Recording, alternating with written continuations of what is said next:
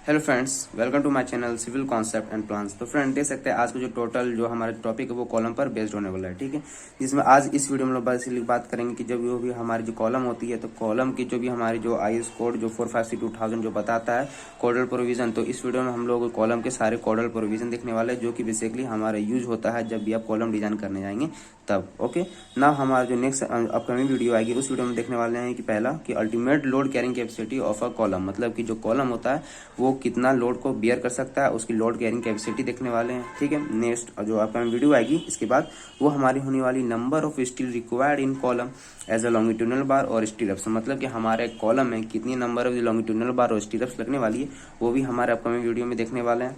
Third one हमारा था full package of column design, मतलब कि इसका क्या है, ये आपका रेक्टेंगुलर भी हो सकता है और स्क्वायर भी हो सकता है। इसका कहने का मतलब सीधा सीधा ये है कि जब भी आप कॉलम डिजाइन करने आते हैं तो उसमें बेसिकली कितनी परसेंटेज ऑफ स्टील लगने वाली है, ठीक है। चाहे वह स्टीरअप भी हो सकती है, आपका लॉन्गिट्यूडनल बार भी हो सकता है। इसके साथ साथ मिनिमम इसेंट्रिसिटी कितनी होनी चाहिए हमारे कॉलम में वो भी देखते हैं। इसके साथ जो प्रॉपर स्पेसिंग होता है वो भी सारा मतलब कि एक देखने वाले इस थर्ड जो हमारा जो वीडियो आएगा उसमें, ठीक है। ये आपका रेक्टेंगुलर और जो स्क्वायर दोनों में से कोई भी हो सकता है, ठीक है ना। हमारा जो चौथा जो हमारा जो अपने वीडियो आने वाले वो हमारा आएगा हमारा सर्कुलर कॉलम के ऊपर, जो कि हमारा क्या हो सकता है स्पायरल, यहाँ पर एनफोर्समेंट यूज कर सकते हैं, ठीक है, जिसको आप हेलिकल भी बोलते हैं, ठीक है, स्पायरल या फिर हेलिकल। जिसके कारण क्या होती है, जो स्ट्रेंथ होती है कॉलम की, जो सर्कुलर कॉलम होता है वो 5% क्या होता है, नॉर्मल स्टीरअप्स की बात करें उससे इंक्रीज हो जाता है, ठीक है। और या फिर आप नॉर्मल स्टीरअप्स का भी यूज कर भी कर सकते हैं, ठीक है। बेसिकली जो स्पायरल में क्या होता है, थोड़ा सा हमारा जो प्रोसेस होता है ट्रांसवर्स रेनफोर्समेंट निकालने के, तो वहां पर थोड़ा चेंज हो जाता है, ठीक है। तो उसको भी सारा कवर करने वाले, ठीक है।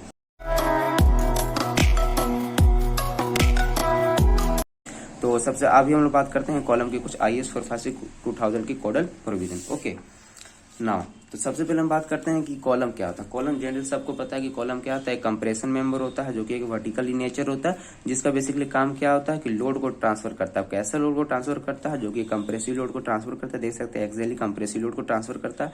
और कहाँ से ट्रांसफर करता है, तो सुपर स्ट्रक्चर के लोड को फाउंडेशन में क्या करता है, ट्रांसफर करता है, ठीक है। इतना कॉलम क्या होता है सभी को पता है, ठीक है ना। बेसिकली चेक मतलब कि किसी भी को आप कॉलम कब बोलेगा कि वो कॉलम है या कॉलम नहीं है, तो उसके लिए क्राइटेरिया होता है कि जब कॉलम का जो इफेक्टिव लेंथ वो क्या होता है ग्रेटर देन हो जाता है उसके 3 times it's least lateral dimension, मतलब कि कॉलम का अगर एल इफेक्टिव बोलिए या फिर लीस्ट लेटरल डायमेंशन बोलिए, सॉरी एल इफेक्टिव या फिर इफेक्टिव लेंथ अगर वो ग्रेटर देन हो जाता है उसके 3 times of least lateral dimension से, तो वो हमारा क्या कहलाएगा, कॉलम कहलाएगा, ठीक है। अब सबसे पहले ये लीस्ट लेटरल डायमेंशन होता क्या है इसको पहले समझ लेते हैं। ओके, तो देखिए सपोज ये हमारा रहा कॉलम, ओके,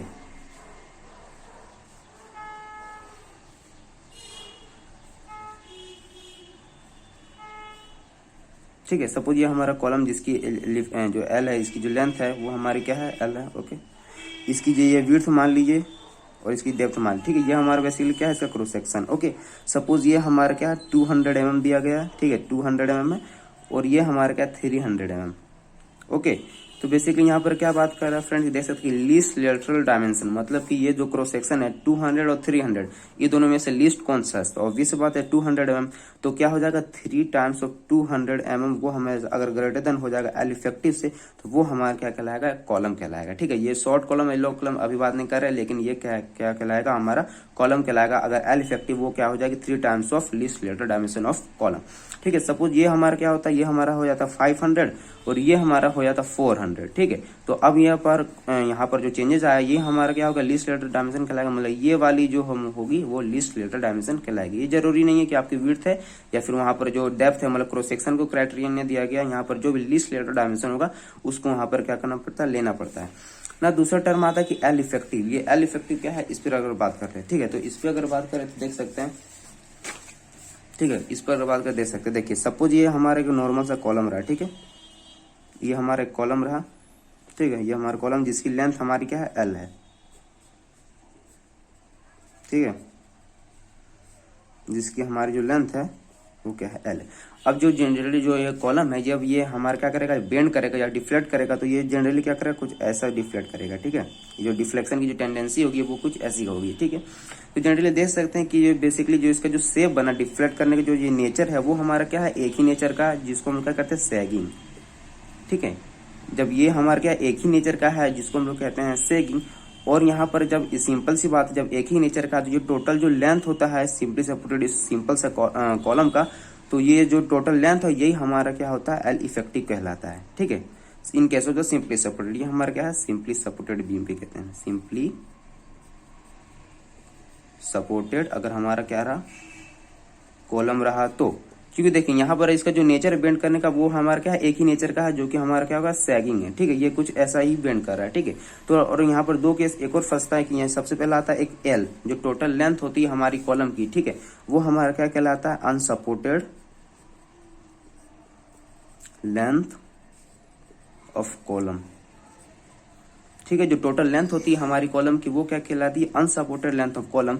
लेकिन हमारा जो एल इफेक्टिव कहलाता है, क्योंकि देखिए यहाँ पर तो एक नॉर्मल सा यहाँ पर था, एक ही नेचर का सैगिंग था। अगर इसको रिलेट कर लेते हैं एक फिक्स्ड बीम, फिक्स्ड कॉलम से, ओके, सपोज ये फिक्स्ड इंड है और ये कॉलम है, ओके। तो फ्रेंड देख सकते हैं ये हमारा क्या हो गया, फिक्स्ड बीम हो गया, बोथ हमारा क्या इसकी फिक्स्ड है। ठीक है, लेकिन जब ये बेंड करता है तो उसकी जो शेप बनता है ये हमारा कुछ ऐसा बनता है। ठीक है, जब ये फेल करेगा बेसिकली ये कुछ ऐसा बनता है। मतलब कि देखिए यहाँ तक जो डिस्टेंस है ये बेसिकली हमारा क्या हो गया, ये हमारा होता है हॉगिंग।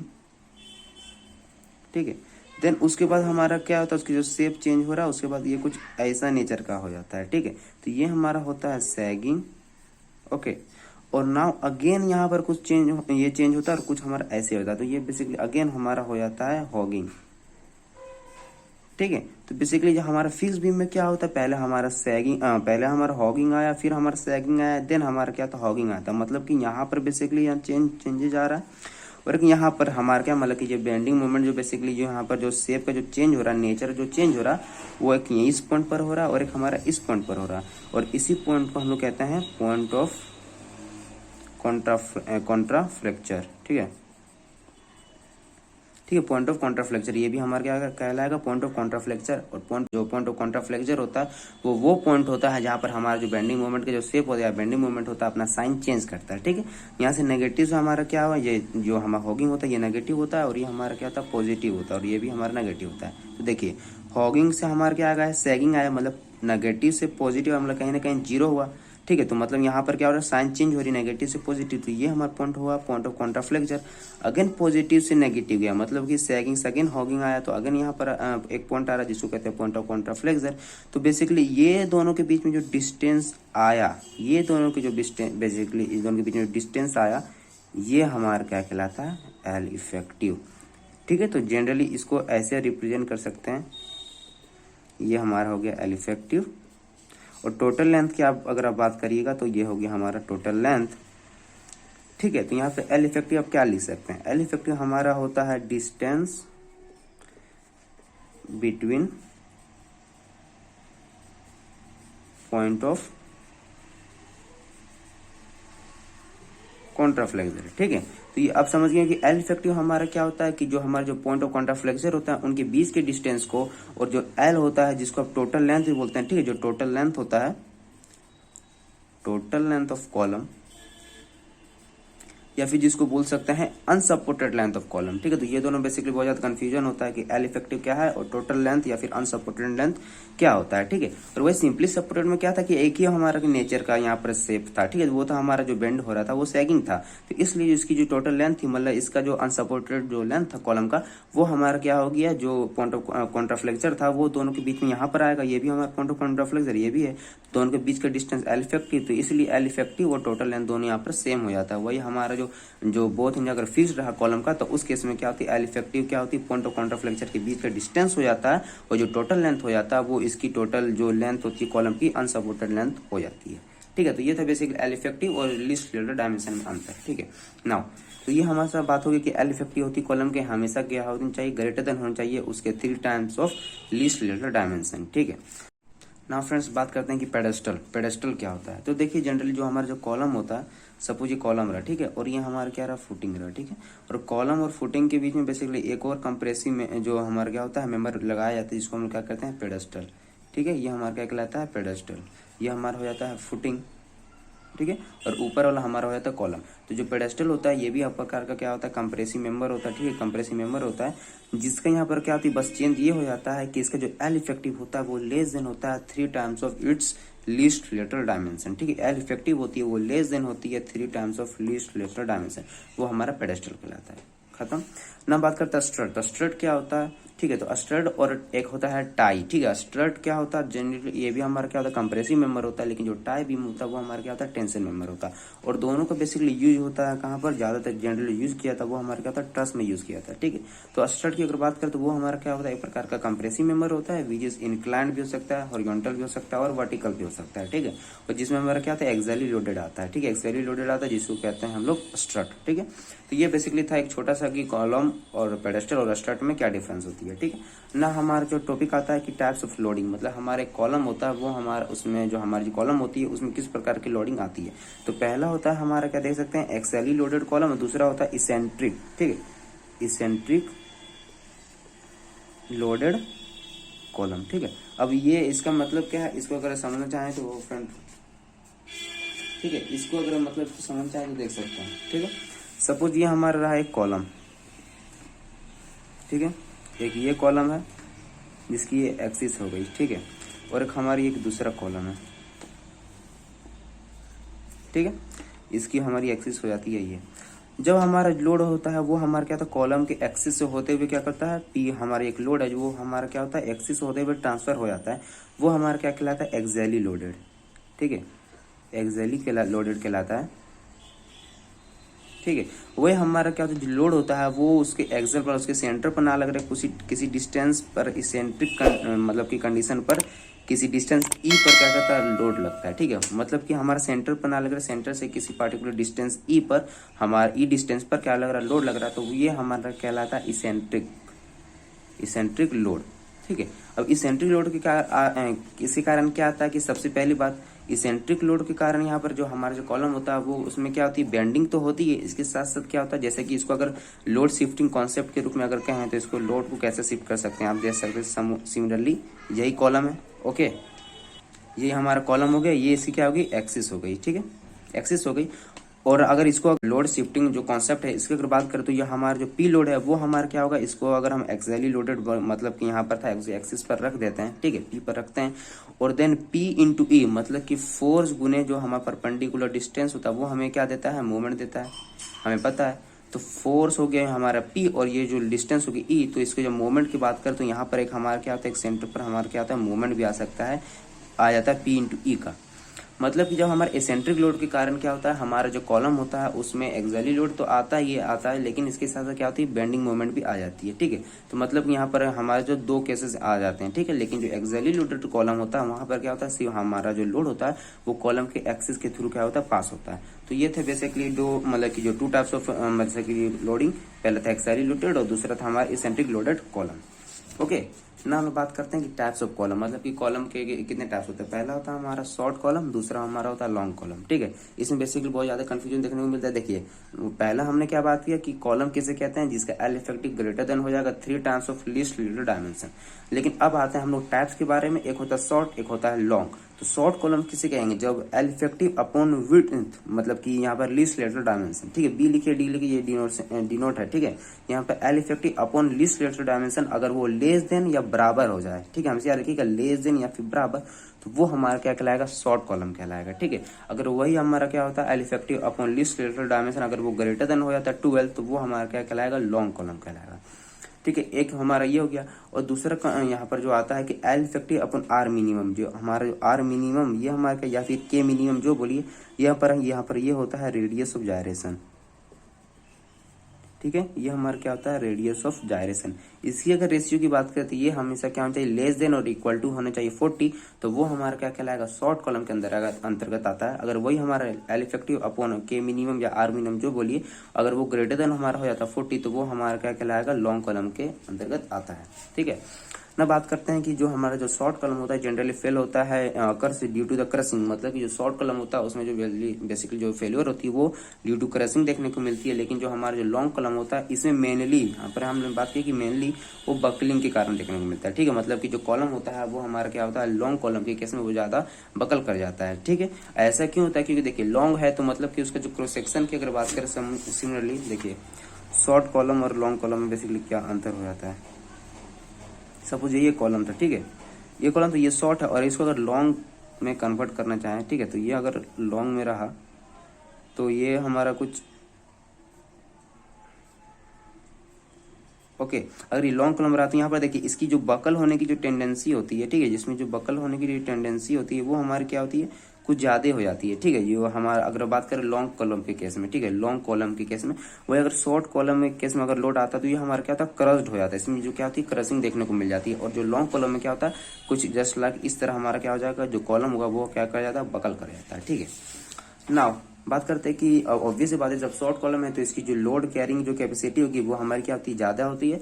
और एज कम्पेयर टू अगर लॉन्ग कॉलम की बात करें तो वो इसकी जो लोड कैरिंग कैपेसिटी क्या होती है, कम होती है, ठीक है ना। यहाँ से अब आता है हमारा मिनिमम इसेंट्रिसिटी। अब मिनिमम इसेंट्रिसिटी का कहने का मतलब क्या है, ये भी समझ लीजिए, ठीक है। जनरली ये हमारा जो कॉलम था, ठीक है, कॉलम था, जैसे कि यहाँ पर इसको क्रॉस सेक्शन की बात करें, ठीक है, ये हमारा क्रॉस सेक्शन है हमारा कॉलम का, ठीक है, ठीक है। अब लोड यहाँ पर क्या आ रहा है, पी, यहाँ पर आने वाला है, ठीक, पी।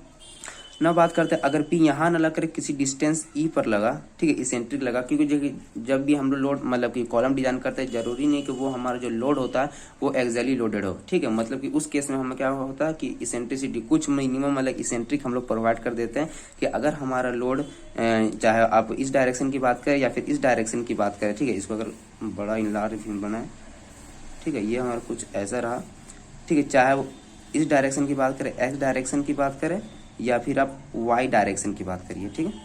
ओके फ्रेंड्स, तो जैसे कि हमने बात किया जो ई एक्स मतलब एक्स डायरेक्शन जो भी सेंट्रिसिटी और वाई डायरेक्शन जो भी सेंट्रिसिटी होगी, और इसको लेते हुए एक यहाँ पर क्या था, रेंज बना लिया था, ठीक है, एक रेंज बना लिया था। और इस रेंज के अंदर अगर हमारा लोड जो भी आ रहा है वो अगर लाइक कर रहा है तो इस केस में हमारा जो कॉलम होगा वो सेफेस्ट कॉलम कहलाएगा, ठीक है, सेफेस्ट कॉलम कहलाएगा अगर इस रेंज के अंदर हमारा कॉलम लाइक कर रहा है तो। अब वही जो इसेंट्रिसिटी जो मिनिमम कितनी रखी जाती है इस पर अगर हम बात करते हैं ना फ्रेंड्स, हम लोग बात करते हैं मिनिमम इसेंट्रिसिटी। ओके, तो देख सकते हैं पेज नंबर 42 और क्लास 25.4 में जाके देख सकते हैं, ये हमारा IS 456 का है। ओके, IS 456 में, ठीक है ना। बात करते हैं कि बेसिकली इसेंट्रिसिटी आती ही क्यों है हमारे कॉलम में। तो पहला, जब भी आप डिजाइन कर रहे हैं तो बेसिकली उस केस में अगर लेटरल लोड को कंसीडर नहीं करते हैं तो आ सकती है। दूसरा बात कि मिस अलाइनमेंट, जो बेसिकली क्या होता है जब हमारा कॉलम क्या होता है वर्टिकलिटी उसकी जो कॉलम की मेंटेन नहीं हो पाती है, ठीक है, तो उस दौरान हमारे क्या आ सकती है, एरर आ सकती है कंस्ट्रक्शन, जिसके कारण भी इसेंट्रिसिटी आ सकती है। और तीसरा हमारा क्या आता है कि सिलेंडरनेस रेशियो जो इफेक्ट होता है, सिलेंडरनेस जो इफेक्ट होता है उसी कारण भी हमारा इसेंट्रिसिटी आ सकता है हमारे कॉलम में। तो बेसिकली उस जो इसेंट्रिसिटी होती है कितनी रखी जाती है उस पर बात करें तो जो अनसपोर्टेड जो LX और LXY हमेशा याद रखिएगा कि यहाँ पर क्या होता है, ये अनसपोर्टेड लेंथ है या फिर टोटल लेंथ ऑफ कॉलम होता है, ठीक है। जो LX एंड LY ये अनसपोर्टेड लेंथ या फिर टोटल लेंथ ऑफ कॉलम है, ठीक है। और हमारा जो DX ये हमारा क्या है, ये हमारा है लीस्ट लेटरल डायमेंशन, ठीक है, ये भी हमारा क्या है, लीस्ट लेटरल डायमेंशन है, ठीक है, लीस्ट लेटरल डायमेंशन रखा जाता है, ठीक है।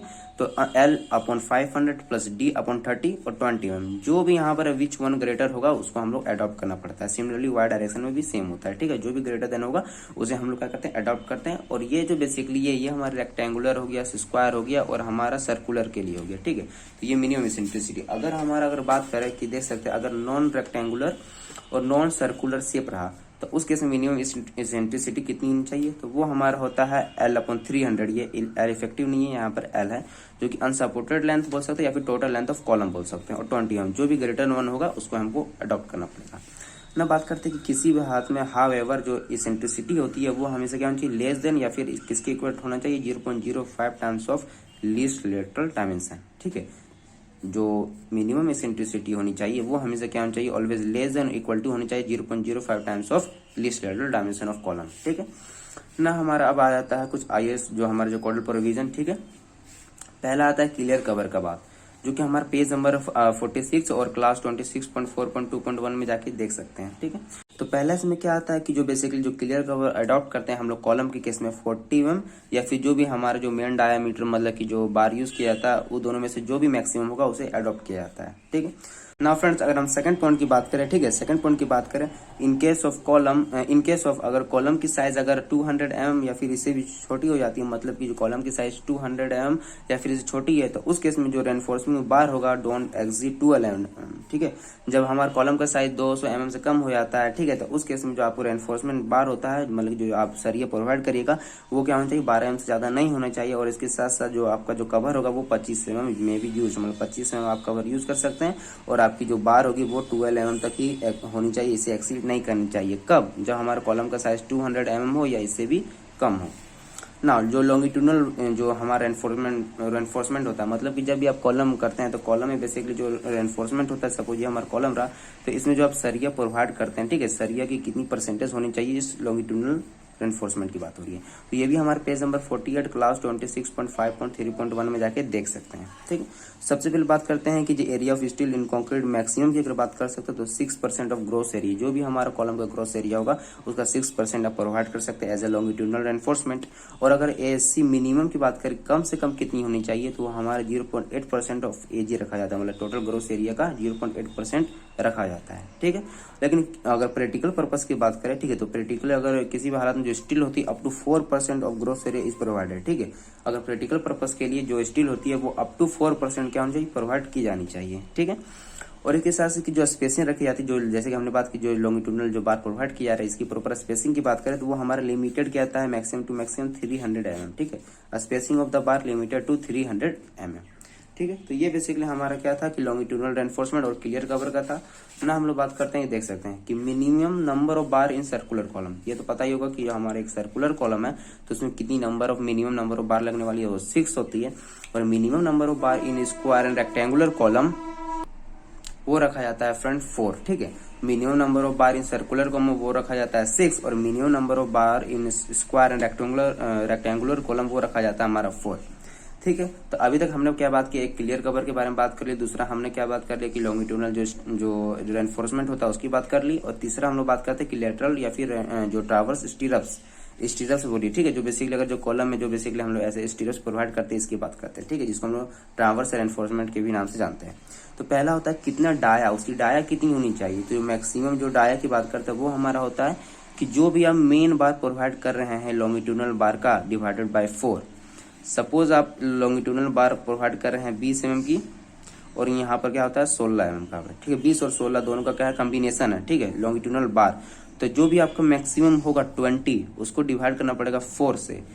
ठीक है, जो भी वैल्यू आएगी, और 6 mm वो दोनों में से जो मैक्सिमम वैल्यू होगी वो एज आपको टाई बार यहाँ पर लेना पड़ेगा। ठीक है, उतनी मतलब कि जो आप टाई लेंगे उसका वहां पर डाया उतना होना चाहिए। सपोज यहाँ पर 20 डिवाइडेड बाय 40, ये हमारा आता है कितना 5 mm, और यहाँ पर 6 mm, तो जो भी मैक्सिमम कितना होगा, तो मैक्सिमम हमारा होता है 6 mm। तो इसलिए जो हमारा जो लेटरल टाई मतलब जो आप स्टीरप्स की जो आपकी जो डाया होगी वो 6 mm होगी, लेकिन प्रैक्टिकल पर्पज के लिए हम लोग क्या अडॉप्ट करते हैं, 8 mm अडॉप्ट किया जाता है मिनिमम। ठीक है, प्रैक्टिकल पर्पज के लिए 8 mm अडॉप्ट किया जाता है। नाउ पिच बोलिए या फिर स्पेसिंग बोलिए, ठीक है, जो आप इस जो प्रोवाइड कर रहे हैं स्टीरप्स, इसकी स्पेसिंग कितनी होनी चाहिए।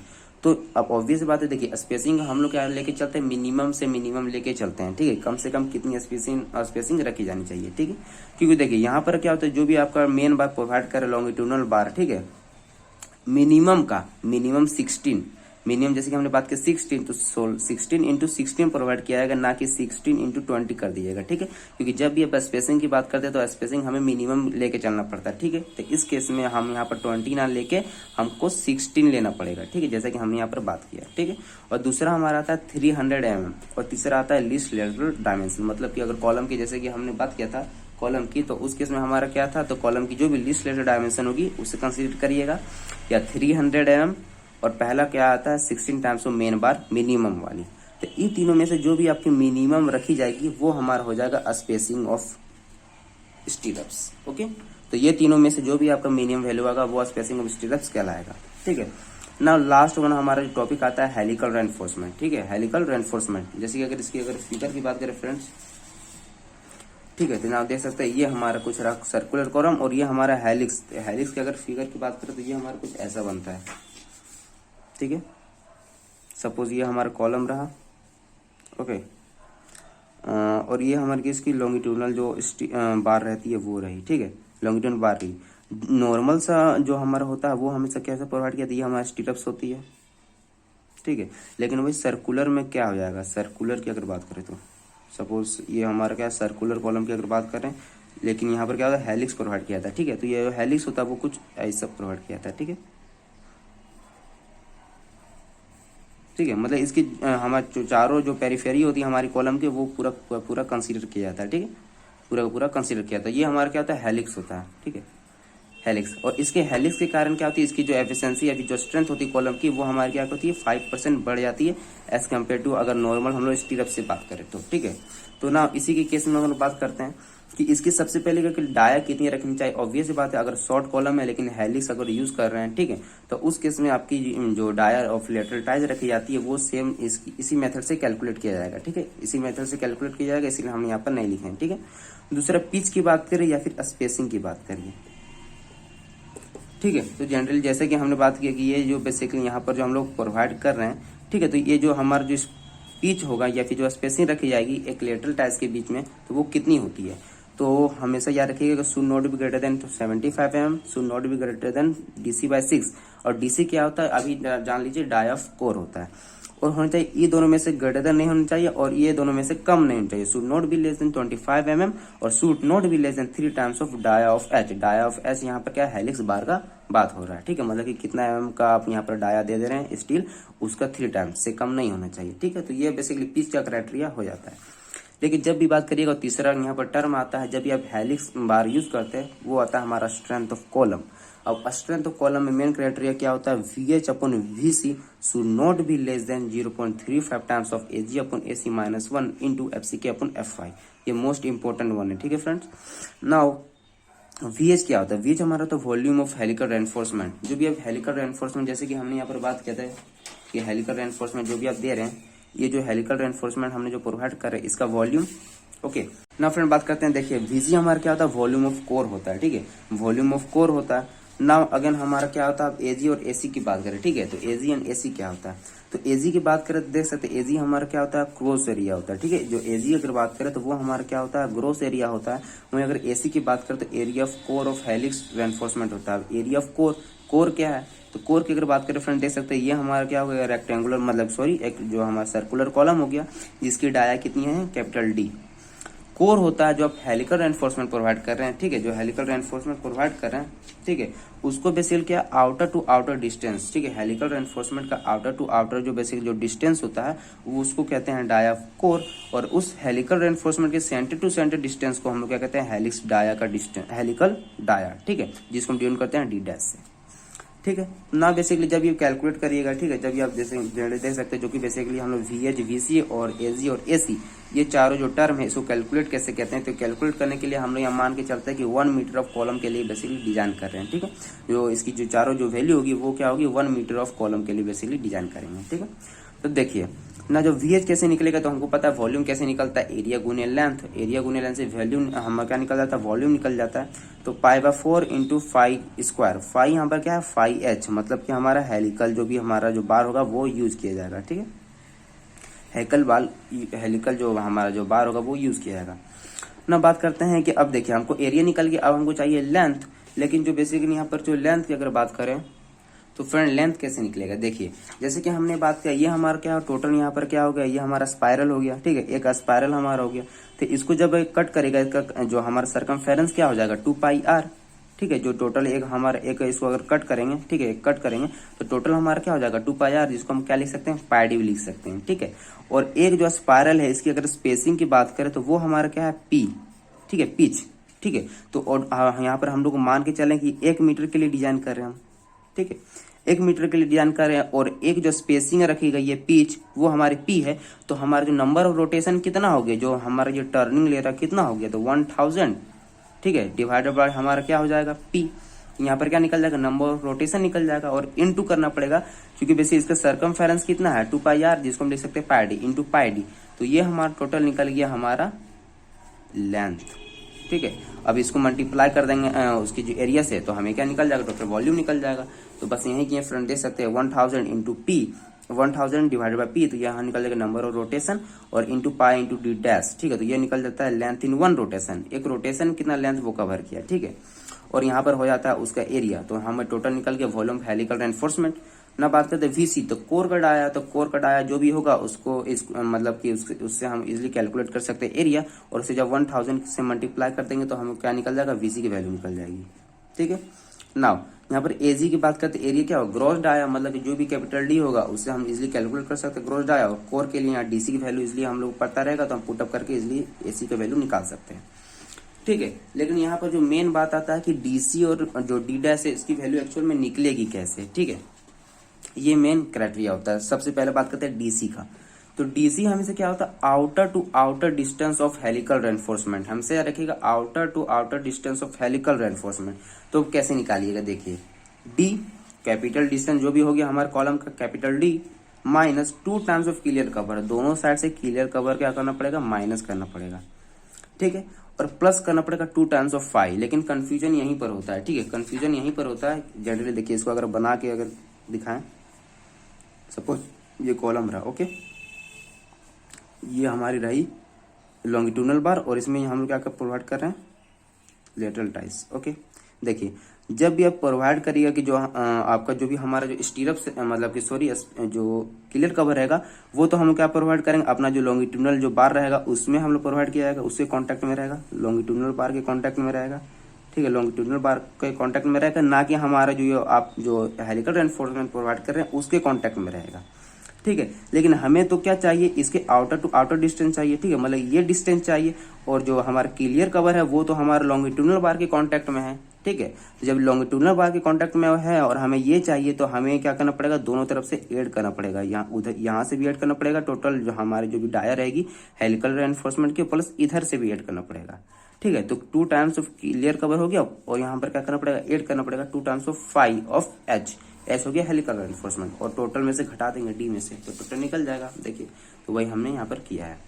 डी डैश की बात करें तो डी डैश की अगर क्या बात करें तो वो centre to centre distance cover किया था, कुछ नहीं सेम रहेगा friend, total D minus 2 times of clear cover plus, अब देखिए सेंटर टू सेंटर है मतलब कि इधर से भी हाफ इधर से भी हाफ, और हाफ हाफ जोड़ देंगे तो सिमिलरली क्या हो जाएगा, 1 हो जाएगा, इसलिए यहाँ पर हमने क्या लिख दिया, डायरेक्ट 5 लिख दिया, जो कि एच होगा हेलिकल रेनफोर्समेंट का। तो यहाँ से डीसी और डी डैश का इजली वैल्यू हम लोग पुटअप कर सकते हैं, और यहाँ पर जब वैल्यू पुटअप कर देंगे, ठीक है, वहां से जैसी वैल्यू निकलेगी और उसके थ्रू हम लोग VH VC AG और AC के वैल्यू पुटअप निकाल लेंगे, और नाउ हम लोग बेसिकली जब यहाँ पर पुटअप करते हैं उसकी वैल्यू तो देन हमें पता चल जाएगा कि स्ट्रेंथ ऑफ कॉलम क्या होने वाली है, ठीक है। तो इसके थ्रू आप बेसिकली क्या कर सकते हैं, जो कि अगर आपके पास हेलिकल रेनफोर्समेंट रहेगा तो इसके थ्रू आप इजीली से कैलकुलेट कर सकते हैं, ओके। तो ऐसा फ्रेंड ये वीडियो आपको अच्छी लगी होगी, और हमारी जो नेक्स्ट वीडियो आने वाली है उसमें देख सकते हैं फ्रेंड, जैसे कि हमने बात किया था कि जो हमारी जो नेक्स्ट वीडियो होगी उसमें हम लोग ultimate load carrying capacity of column देखने वाले हैं, ठीक है। तो ऐसा फ्रेंड ये वीडियो आपको अच्छी लगी होगी, और ये वीडियो आपको अच्छी लगी तो प्लीज वीडियो को लाइक करिएगा, शेयर करिएगा, और अभी तक आपने हमारे चैनल सब्सक्राइब नहीं किया तो प्लीज हमारे चैनल को सब्सक्राइब कर लीजिए, ताकि इस तरह की वीडियो नोटिफिकेशन आपको समय पर मिलती रहे, ओके। तो मिलते हैं नेक्स्ट वीडियो में, थैंक यू।